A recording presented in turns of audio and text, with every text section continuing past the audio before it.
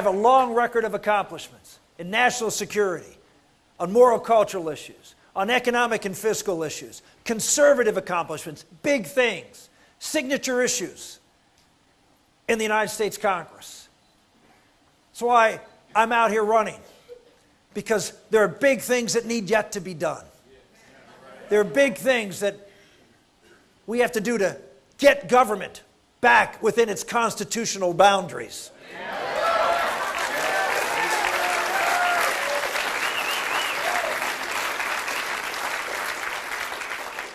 We have to, in one thing in particular, we have to repeal the biggest abuser and abuse of the Constitution, Obamacare, right away.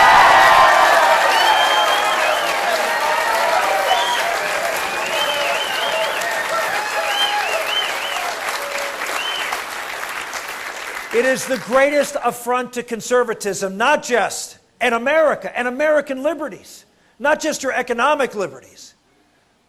They're going to tell you that you must buy insurance as a condition of breathing.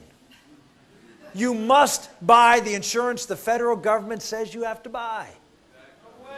And if you don't, you will be fined. And if your employer doesn't provide it, if they're a certain size, they will be fined. And you will buy the insurance that they tell you you will buy. And if the insurance you have doesn't meet their standards, then you lose your insurance policy. 7 out of 10 employers have said they will have to drop their current policies. This is after President Obama said, oh, no one will lose their insurance under this.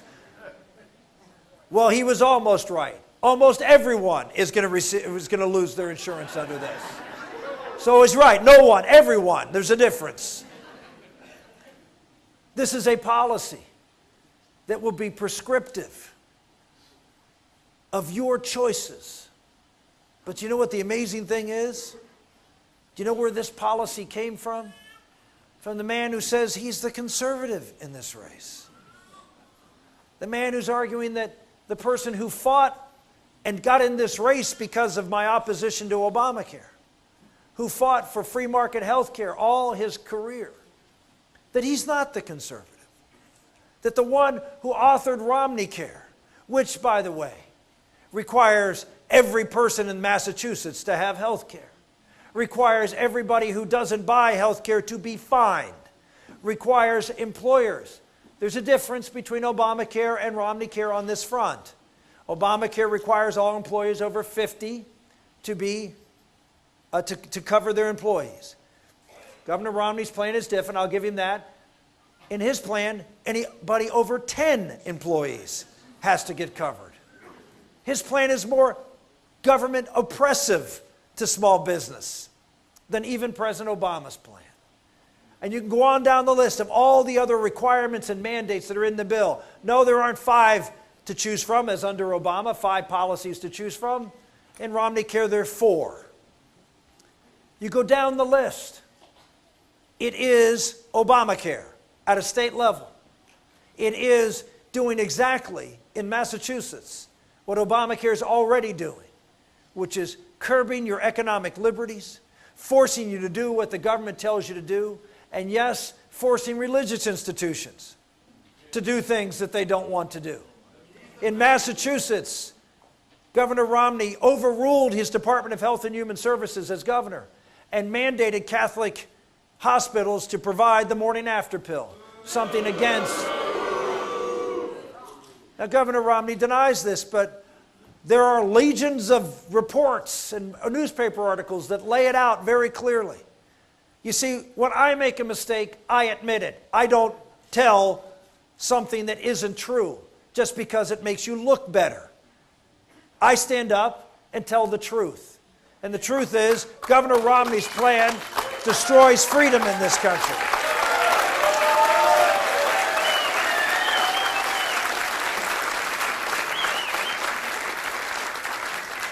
I could go on, but I think it's important to understand that we need somebody that can paint a positive, uplifting vision for this country that's based on the principles that founded this country. Our country is not a great country because our government is big and strong and powerful. Our country became a great country because our government wasn't big and strong and powerful.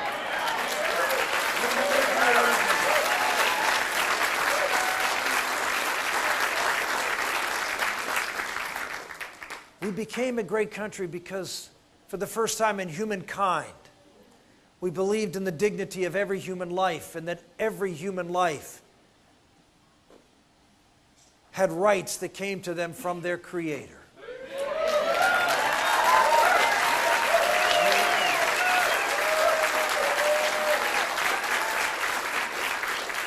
And because of that, we structured a government that was limited in the Constitution, which I carry around with me. And I thank God for the Tea Party for the work they did in revitalizing this very important document.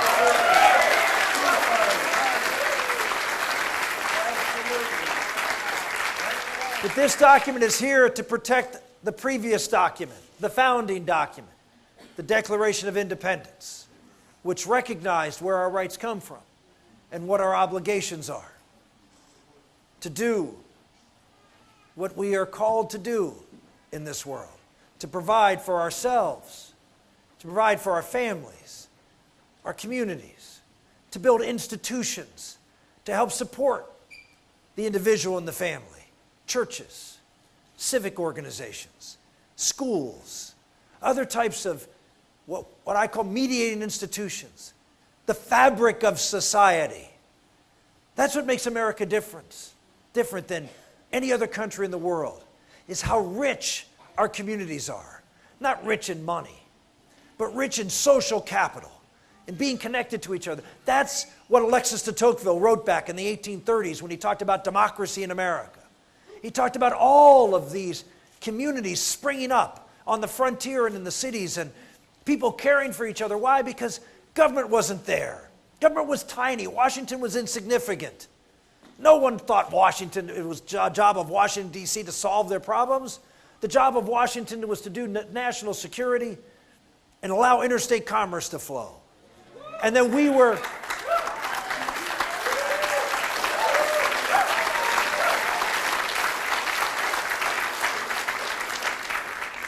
believed in ourselves and our families and our communities and our churches. The richness of America. How many of you, maybe even yourselves, had this experience growing up? Or your grandparents or your father, mother, when you would talk about that they were poor, but they never felt poor.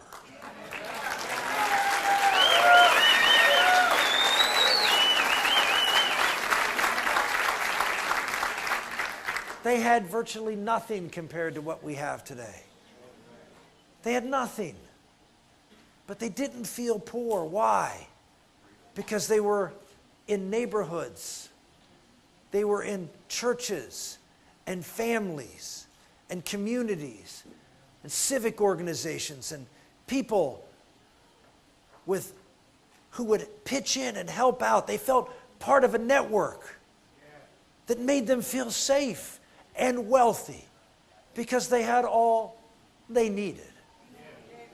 And here we are in America today, which by any measure of creature comforts, we have more than we could even possibly want. It's whatever new gadget. 98, 99% of Americans have cell phones, cable television, all sorts of riches. Now, people don't see them as riches, but 20 years ago, they were the elite in the world, didn't even have these things.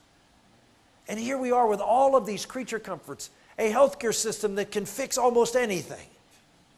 And yet, people feel alone and poor and hopeless. It isn't money, folks. It's not stuff. They're feeling out there paddling alone. They don't feel connected because the family is broken down or the neighborhood isn't there or the sense that they belong to something. The idea of these social networks and what they've done is they've created an alternative neighborhood The popularity of them has to just make you pause about how many people are searching for real meaning, to be connected. Ladies and gentlemen, this is our challenge, to build this just society, to rebuild the founding institutions of our country, to make neighborhoods, all neighborhoods, not just the ones in the suburbs, but all neighborhoods, neighborhoods where you feel safe in again. And that's not going to happen with police presence. It's going to happen with dads are present.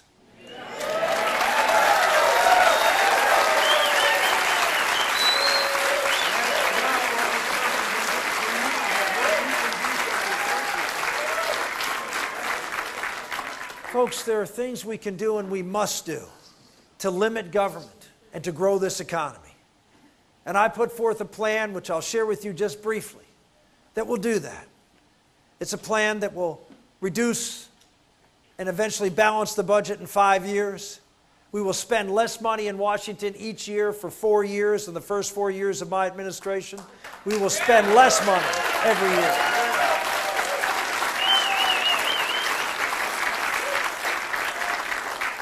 We will eliminate programs. We will cut the federal workforce. You know, there's almost 3 million federal employees. 3 million federal employees. We have thousands of people working in the government on positions you would just be amazed. Why do we need all these people doing these things? It's just, and one of the things, just reviewing the federal docket of how many people do certain things, you just scratch your head and say, why possibly could we need these many people? And we don't. That's the point. We don't need that many people. But we just simply let these things grow and grow and grow. Well, it's going to stop. We're going to get to Washington, D.C., and we're going to stop it.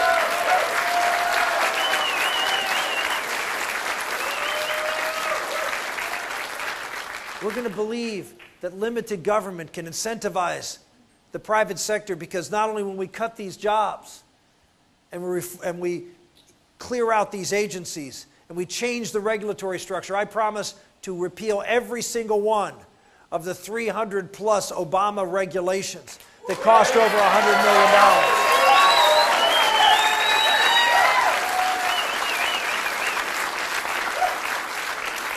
So it's not just getting rid of the people, it's getting rid of the regulations that are in place that are stifling businesses, curbing our productivity and our innovation, creating uncertainty. I hear that all the time from everywhere I go, from the small businessman to the manufacturer to the guy drilling wells in North Dakota and Pennsylvania and Texas. They're just worried, what's the government going to do to me next? Should I risk my capital? Because I just don't know whether they're going to just take our ability to make a profit away from me tomorrow with the next screwy idea that comes out of Washington, D.C.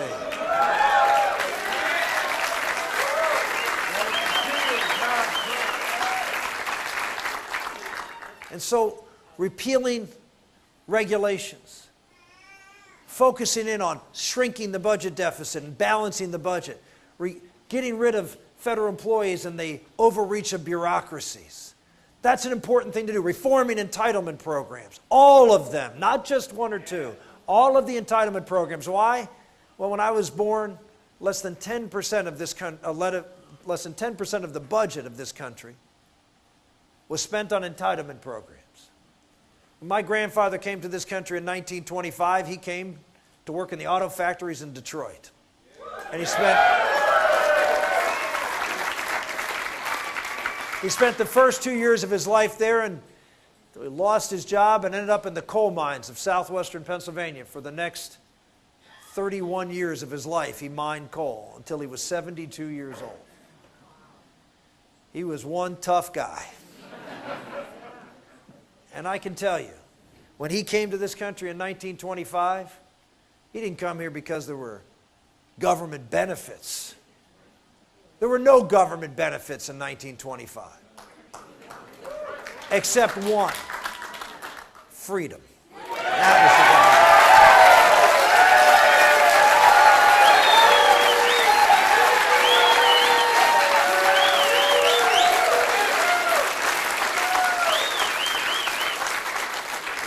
It wasn't that much different in 1958. It's the year my grandfather stopped working. It was the year I was born. I don't know if they're related at all.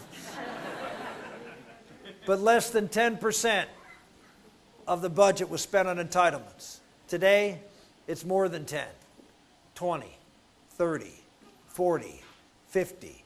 It's 60% of the federal budget.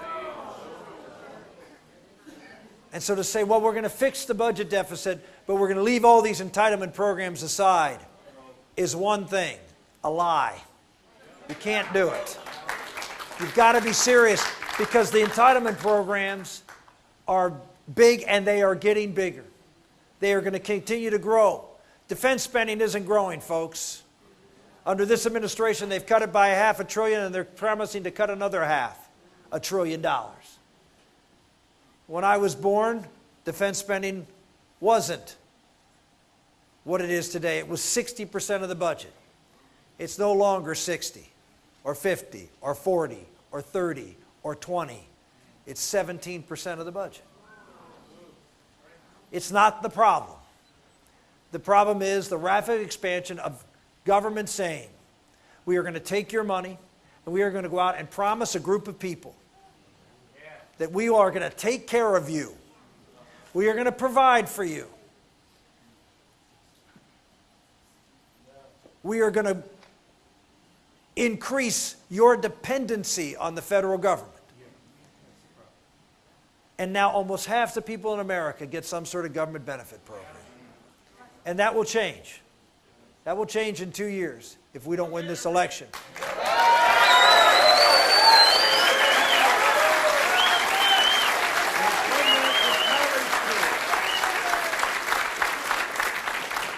Then we have to get the economy growing. You really want to solve this budget deficit?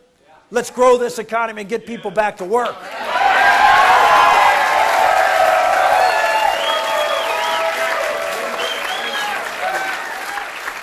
I talked about regulation. People ask me, when will the economy turn around? Oh, how about 11 or 12 o'clock at night when they declare me the winner in November?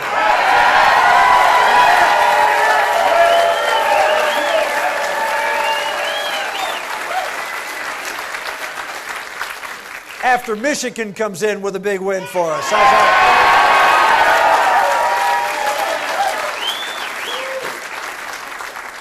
And it will change that quickly.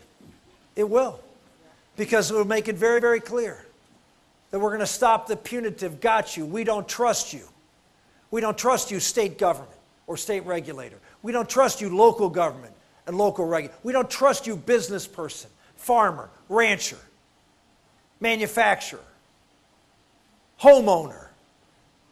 We're not going to tell you how to do everything in your life and then play got you and hammer you if you don't do exactly what we say.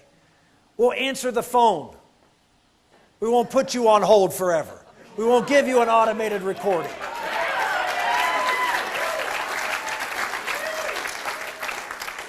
If you want to create jobs, I want to talk to you. We want to create an atmosphere that we want businesses to grow here. We want to create an atmosphere that we want to work with you to make sure things can happen, not figure out ways to stop you from making things happen. That's what this president's doing. That's the antipathy that the president has for anybody that's trying to make and create things in this country. Shame, exactly. One thing after another. Let's go to energy. The President of the United States looks at the energy in this country that's in the ground and sees it as a liability. Sees it as something that's got to stay there at all costs. Whether it's coal, whether it's oil, or even natural gas. This president is looking for ways to give money to his friends in the green energy business. To take care of his supporters and contributors who have new ideas to take your money and waste it. Waste it. I'm not against green technology. I think it's a wonderful thing. Let it do what every other industry in this country do. Compete in the marketplace.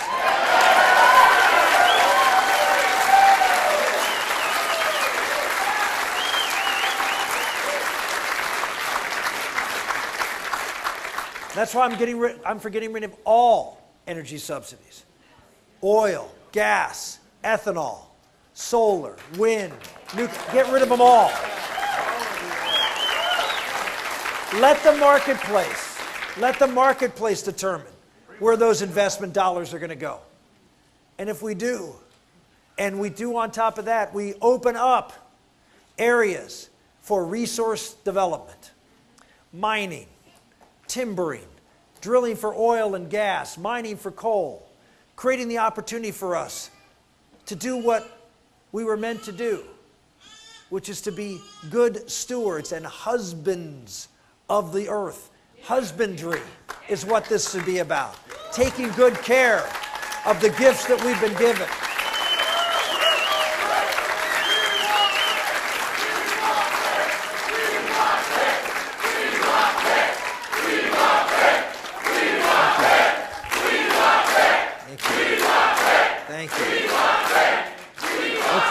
Okay.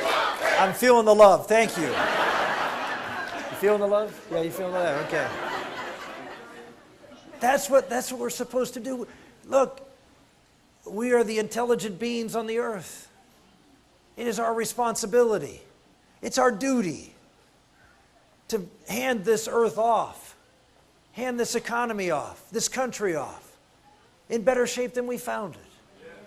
I don't know of anybody, any rancher, any farmer, any miner, any driller who wants to destroy the environment, any landowner who doesn't want to keep for the next generation and his family something that's of value and worth. The idea that only Washington bureaucrats and people in these elitist think tanks care about the environment is an insult to every American landowner, an insult to every American worker.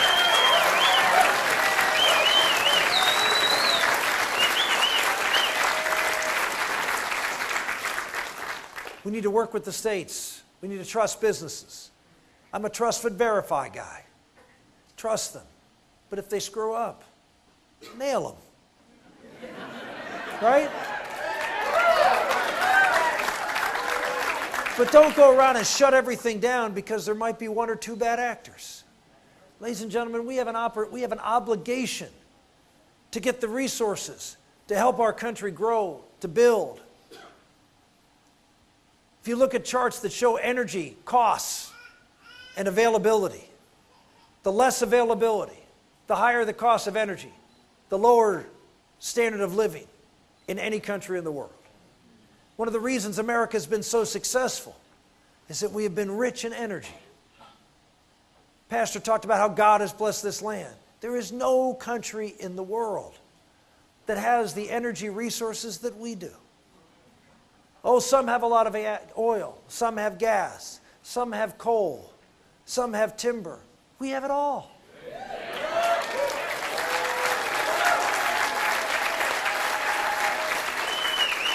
And we have it all in abundance.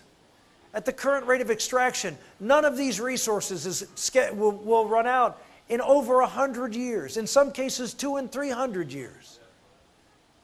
And yet we have a president who says, oh, well, we can't use that. It's going to run out soon, and we have to move to a new technology. He's not interested in you. He's got another ideology that he's pursuing. He's not pursuing.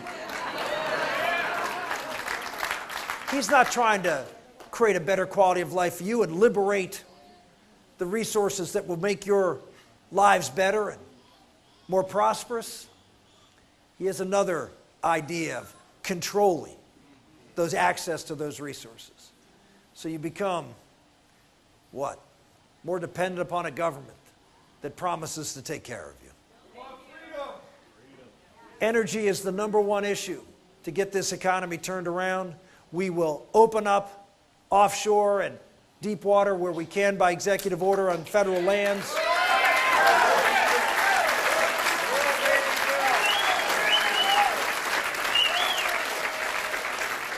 I will make the case around this country. I am not a Texas oil man. I'm the first Republican, will be since Ronald Reagan, who didn't come from a lot of money, who didn't have all the being skeptical as to why you're out there trying to get more energy reserves opened up.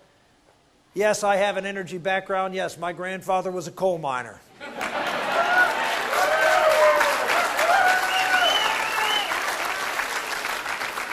We need to create the jobs that energy will do. Look at North Dakota. They have an unemployment rate of 3%. Pennsylvania has a low unemployment rate. Why? Because of oil and gas drilling in that state. Energy is a key. It's a key all over this country. Even in states that don't have a lot of energy resources, lower gas prices mean good news for Michigan, and good news particularly for this state.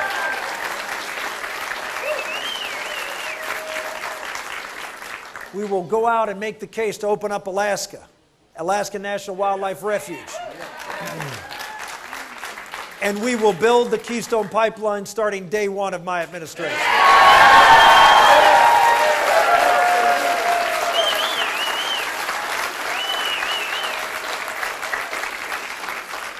And I can go and make the case against Barack Obama. I can make the case as someone who supported a pro-energy policy throughout my entire career. All energy should be developed, encouraged by the federal government, by the private sector. And I didn't buy into the global warming, climate science. I knew from day one, just looking at all the factors that can cause global warming. And this idea that carbon dioxide, man-made carbon dioxide, is somehow a threat. That carbon dioxide is a pollutant, which is what Obama's EPA wanted to designate it as. Carbon dioxide is a pollutant. Tell the plants around here that carbon dioxide is a pollutant.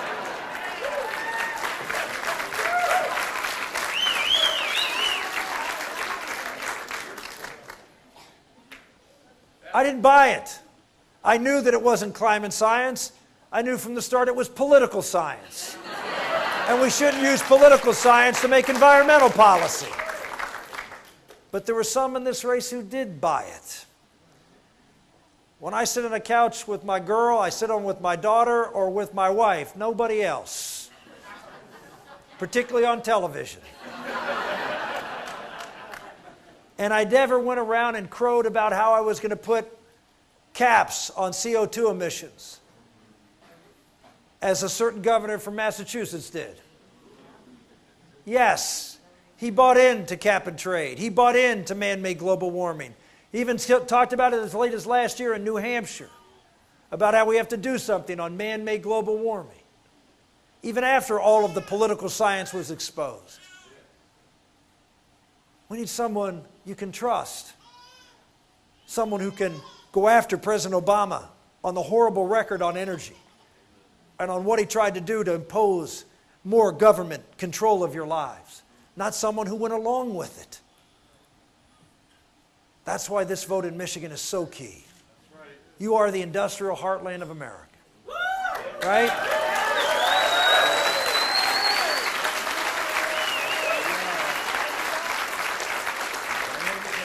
You understand how important energy, you understand how important government regulation is. You also understand how important manufacturing is. There's only one person out here who's got a plan on manufacturing, who has a bold and dynamic plan to stimulate the manufacturing sector of the economy. And there's no state in the country that will benefit from the Made in the USA plan that I've put forward to eliminate the corporate tax on manufacturing more than the state of Michigan.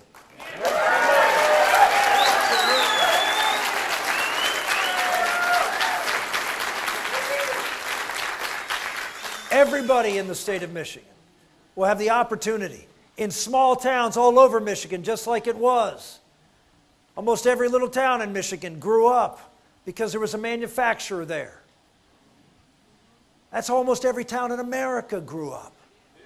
There was a mill or a processing plant for the mines or a manufacturing facility that the little town started. That's what small town America is about. It's about making things. And that's why small town America's hurting so much. It's not just blue collar workers that are hurting, but it's the blue collar workers in the little towns across this country. Little towns that make up the main streets and the main street values of this country. It's who Ronald Reagan was able to appeal to, because he shared the values of Main Street, but was able to talk into a language that said, I care about your jobs too. Well, I'm doing the same thing. Why? Because that's where I come from. That's what I grew up. That's what I know. I feel blessed to have grown up on a VA grounds, living in apartments and public housing. I felt rich. I had all I needed. I had a mom and a dad who both, by the way, worked. For those who sometimes like to take their shots at me on ridiculous matters, yes, my mother worked back in the 50s and the 40s and the 60s, and she actually made more money than my dad. That's before that ever happened. So I understand the potential of every human being to be able to go out and succeed, to make it. But we have to give them the opportunity to do that. Our plan on regulation and taxation, our energy plan, you put those three things together: lower energy, a better regulatory climate, low to zero taxation on manufacturers. Michigan is never going to lose another congressman again. You will be people teeming into this state to build jobs and create opportunities here.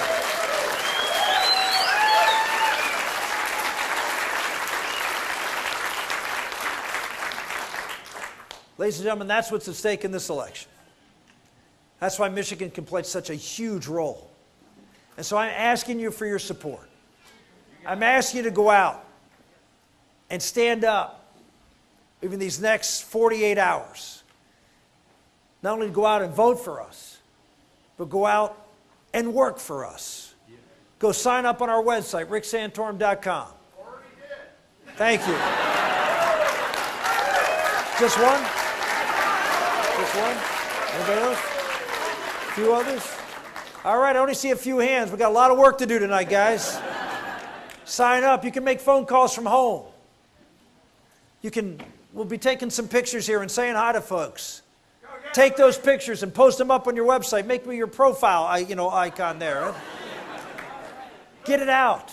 Let people know what you're hearing, what you're feeling, and what's possible. Don't miss this opportunity, Michigan. Don't miss this opportunity to make sure that we elect someone in the Republican primary that can make Barack Obama and his failed policies the issues, not how our nominee on the most important issues of the day, the most important issue, government control of your life, was wrong on health care, wrong on the environment, wrong on bailouts, wrong, wrong, wrong, just like Obama was wrong, wrong, wrong.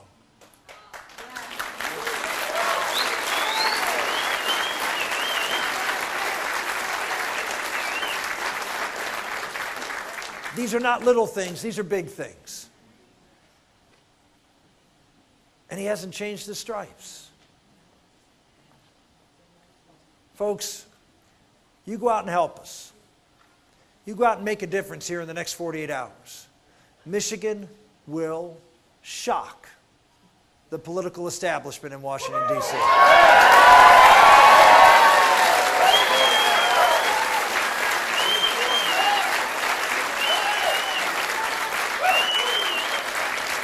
Okay, thank you. Now, I'll be happy to take a few questions. I always like to take a few questions because I, unlike a lot of other candidates, I want to hear what you have to say.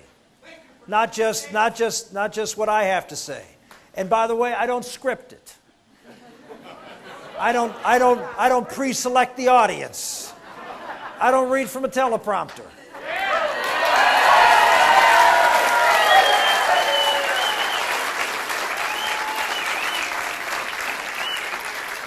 Of course, all of those things scared the living daylights out of the political establishment in Washington, D.C. Because they want it to be scripted, and they want to do the scripting. And people in America say all the time, well, we want someone who's just going to be authentic, someone who's going to be real, someone who's going to go out there and tell us the truth. Well, let's find out. Let's find out. Let's find out on Tuesday whether you want that to be the case.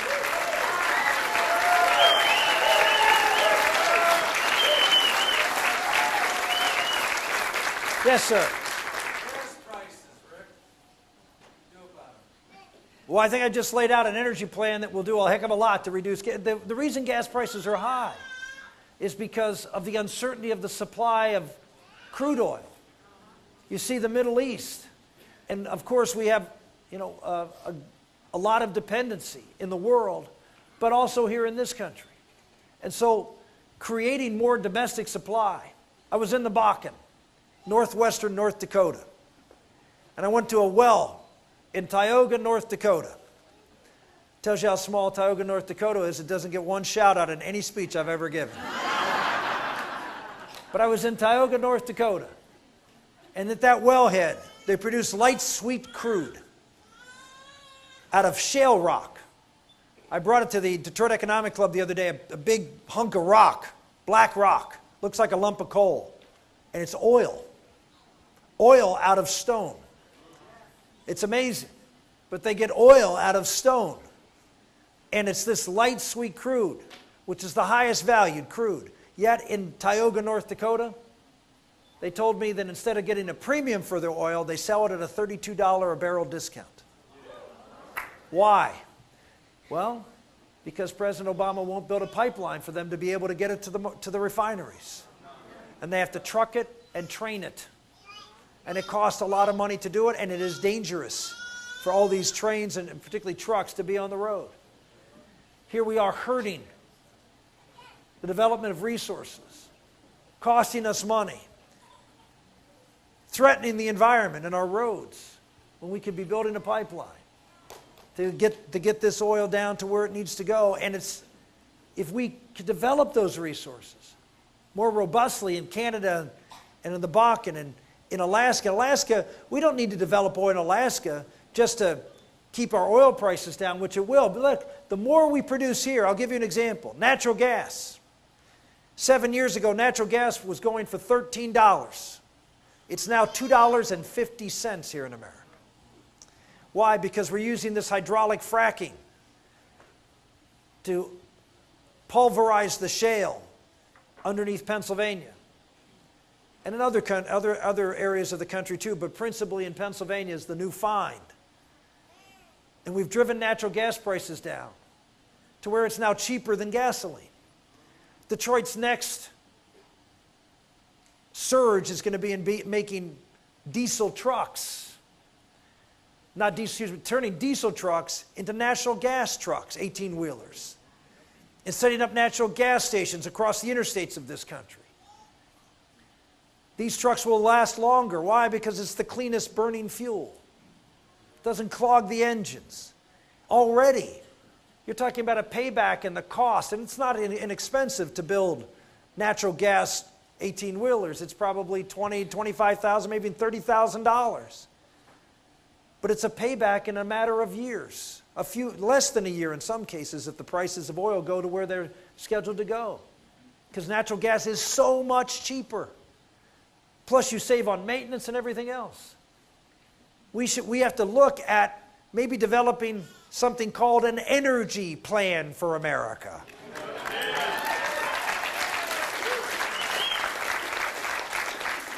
Getting the federal fleet to use domestic sources of energy to run their engines on.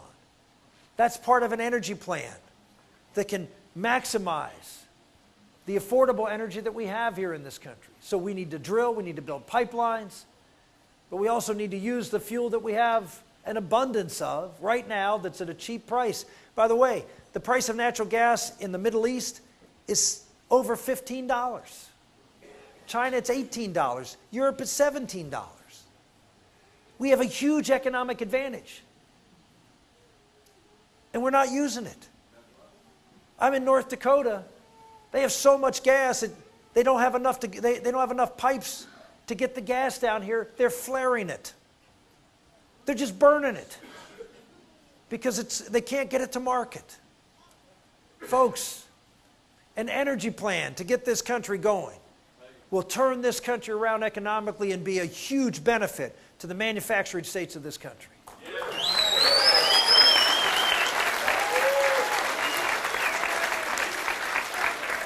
Okay, hold on. Go ahead, sir. So you have the courage, if necessary, to order strikes on Iran's nuclear sites.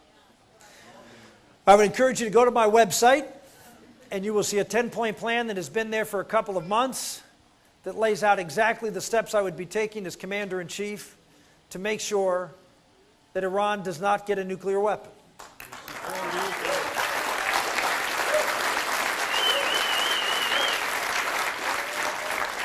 Ever since 2004, when I introduced the Iran Freedom Support Act that targeted the Iranian nuclear program back in 2004, when the CIA and others were saying it didn't exist, that it had been shut down. But we had better intelligence from, let's say, other sources that said, no, it was still an active program. Turned out I was right and they were wrong.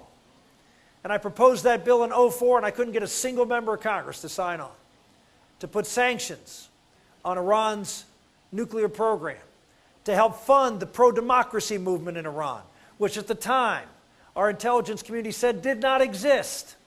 There was no one to fund, according to them. Well, I put forth that bill, and it was opposed on the floor of the Senate, was filibustered for a week by none other than Joe Biden. If you want to know what position to take on a foreign policy issue, find out what Joe Biden believes and take the other side.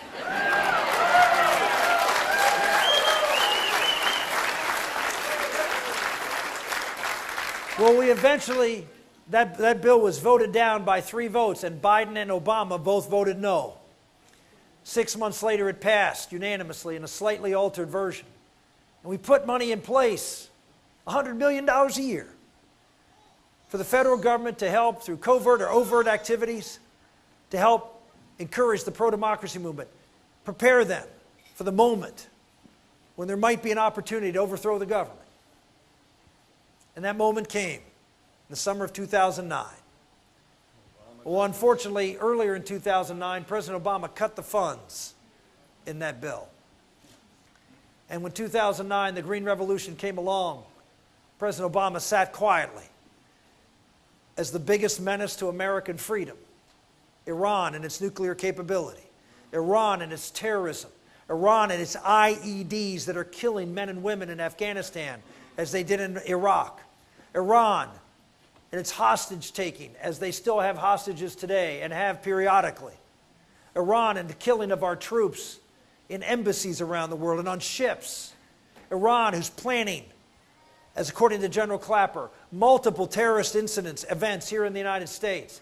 Iran, who has said that they're going to destroy the state of Israel, called them a cancer that must be excised. Iran, who said that they will target the cities in Israel that have the largest and highest concentration of Jews when they attack.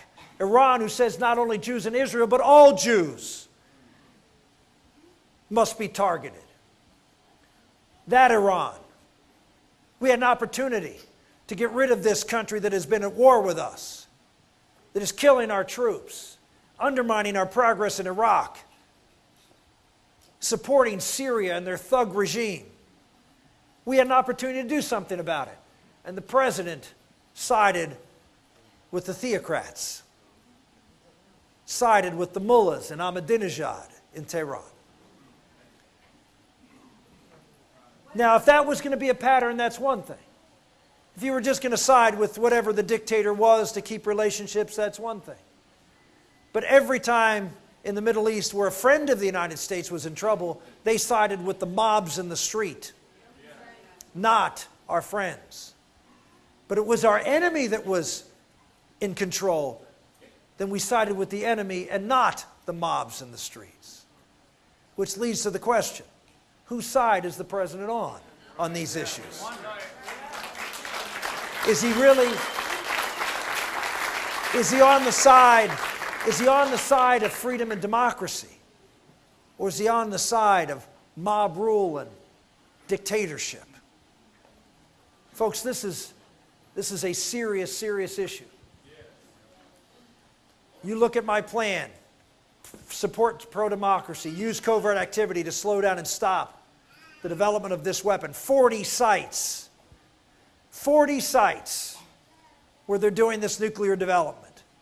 Many of them bunkered in hillsides, heavily fortified to resist any type of military strike from the air or from missiles.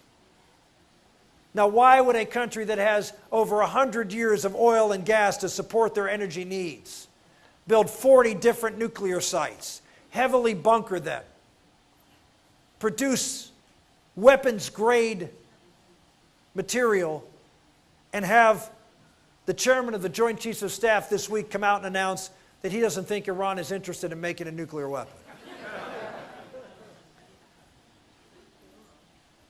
This is the danger of having a president who's weak. We're seeing it in Afghanistan tonight.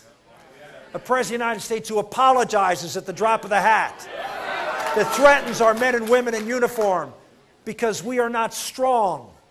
We do not stand up for our values. We allow these people to do outrageous things for no reason at all. We accept the fact that a mistake can lead to the killing of our troops, an innocent mistake. And that's somehow grounds for us to apologize. And that's somehow legitimate grounds for them to be able to kill our troops and other people. This is where a strong president stands up for our values, stands up for our country.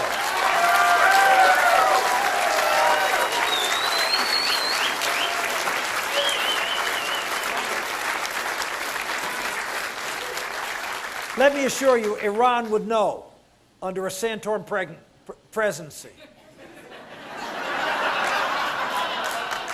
Just want you to know, no news. No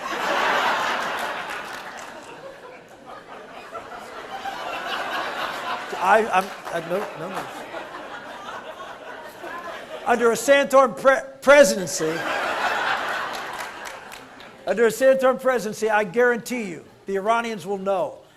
When I say they will not get a nuclear weapon, they know I mean it.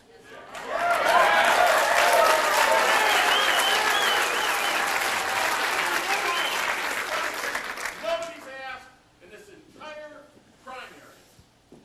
Number one, Romney goes around saying he has a 10th Amendment right to pass Romney Care. The 10th Amendment says specifically those that aren't enumerated in the U.S. Constitution. Article 1, Section 10 says the obligation of contract cannot be suspended. Obama has done it and Romney has done it. A contract is between me and my health care provider. There is no authority under the 10th Amendment or under any other amendment for them to mandate any health care, and nobody's addressed it.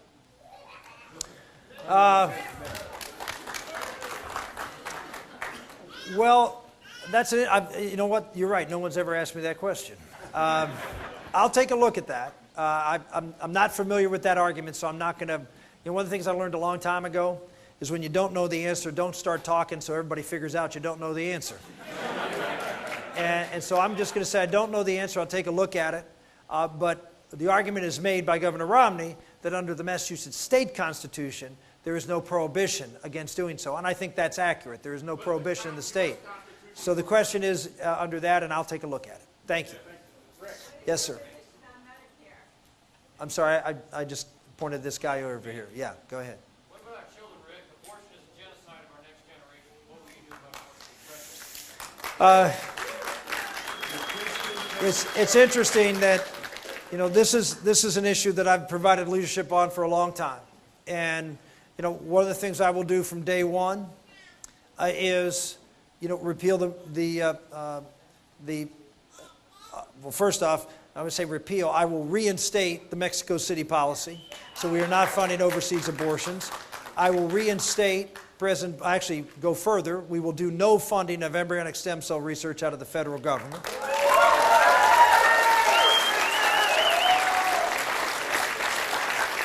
And that does not mean the private sector can't do whatever they want. But for federal dollars to be used to destroy an innocent human life is not going to happen under my administration. And we will reinstitute the Hyde Amendment. No federal dollars to be used for abortion, period. We will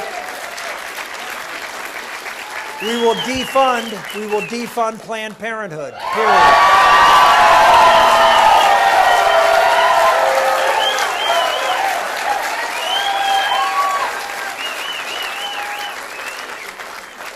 And here's the other thing we'll do. We will promote a culture of life. You know, I think it's important that you do so in every way possible. And if you look at our life story, our family story, we've been blessed with having the privilege of witnessing for life. We did so back in 1996 when we were faced with a very difficult pregnancy. In this case, with our fourth child, Gabriel. And we went through a very difficult time, and little Gabriel was born prematurely and did not live long. And Karen wrote a book about it called Letters to Gabriel. And it has served as a witness for what the dignity of all human life is. We are living that situation in our lives today, like many moms and dads who deal with special needs children. Those who society looks at as less than perfect and less valuable. Our little girl, Isabella Maria, who's 3.5 years old, was born with a condition where well over 90% of the children diagnosed with this condition are aborted in utero. Because, according to the medical profession, they are lives not worth living. That there would be too much struggle and hardship.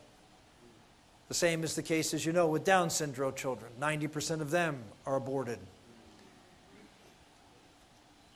And I think it's important. There was an article written in this week's Time magazine. And I encourage you to read it. It's written by a guy named Joe Klein. I generally don't encourage people to read. No offense.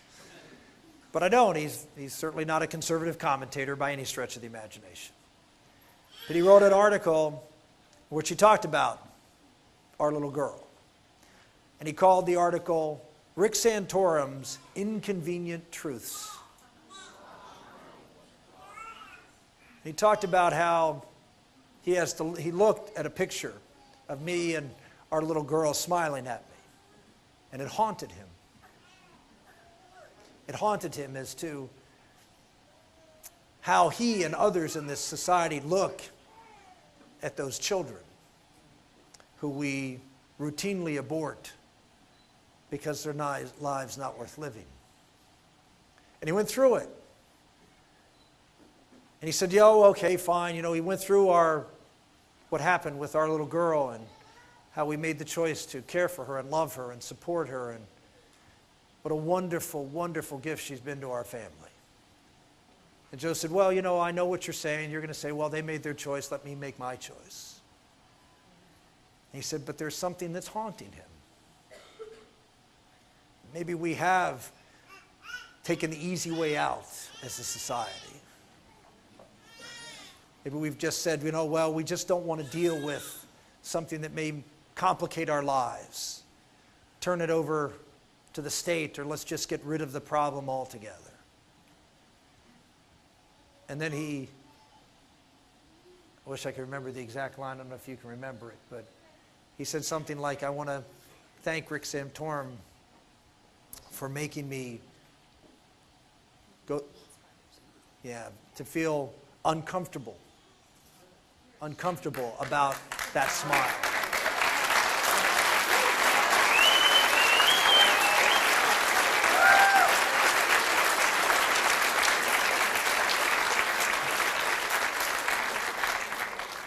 Okay, yes, sir. What would you do about NAFTA? I think that what we need to do is make sure that we can be competitive in this country. That's the issue surrounding the whole manufacturing plant. People ask me the question generally, what are you going to do about China? What are you going to do about NAFTA? What are you going to do about other competition? How about letting people in this country compete on a level playing field? And we don't. We allow for currency manipulation. That's what happened in NAFTA. Remember, right after NAFTA happened, the Mexicans devalued the peso. Now, I was in the Congress at that time representing the Steel Valley of Pittsburgh back in the early 1990s. And we were going through a very, very tough time still at that point. We were beginning to transition, but it was painful. I had a 71% Democratic district, and I represented all what used to be the Steel Valley of Pittsburgh. And so I was concerned about Mexico as a trading partner. I was concerned about the devaluation of the peso and how it would affect my district, so I voted no. Now, I generally vote for free trade agreements, but I couldn't vote for one that would have such a devastating impact on the people that I represented. And it's not that I'm against free trade agreements. I think that we can and we should trade. We need to make sure that we enforce our trade laws just like they enforce theirs. And that we need to have trade agreements that do level the playing field for our workers. But we also have to make sure that we create an economic playing field in this country with regulations and taxation and litigation and energy costs that allow our country to compete, and that we hold all countries accountable for their currency manipulation. Not just China, not just Korea, but also the United States. And what we're doing with the Fed and pumping so much currency into the marketplace right now. So there's a lot of blame to go around. I just want to play it fair. We're going to enforce our laws. We expect them to be fair in enforcing them, and we need to create an opportunity for us to compete. I'm going to take one more. I've got another town hall meeting I have to do in Washington State. Not go to Washington State, but a telephone town hall meeting. So I'll probably get to sleep about 3 o'clock this morning by the time it's all over. So I want to take one more question. I do want to leave some time for us to be able to meet and greet and talk a little bit. I have all these nice people standing behind me, and I have not recognized any of them, nor have I looked at them. So at least that's to your benefit. You've got my better side. But all right. Yes, sir. Go ahead. I'll let you have the last question. I'm like John McCain. Will you go after Obama instead of treating him with kid gloves? Well, what do you think?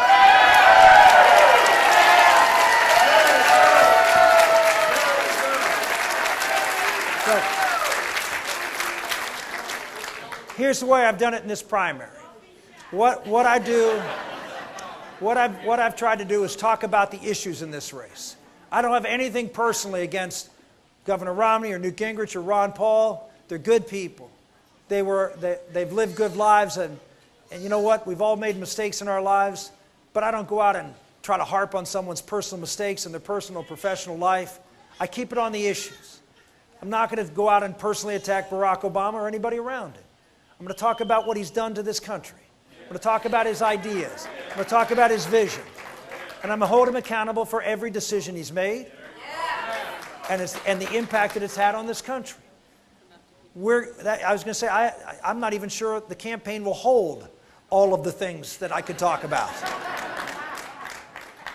Let me assure you, we will draw contrasts. We will talk about what's at stake in this country. We will not let you down. We will fight for your principles. We will fight for this country. Just help us here in Michigan on Tuesday. Thank you and God bless.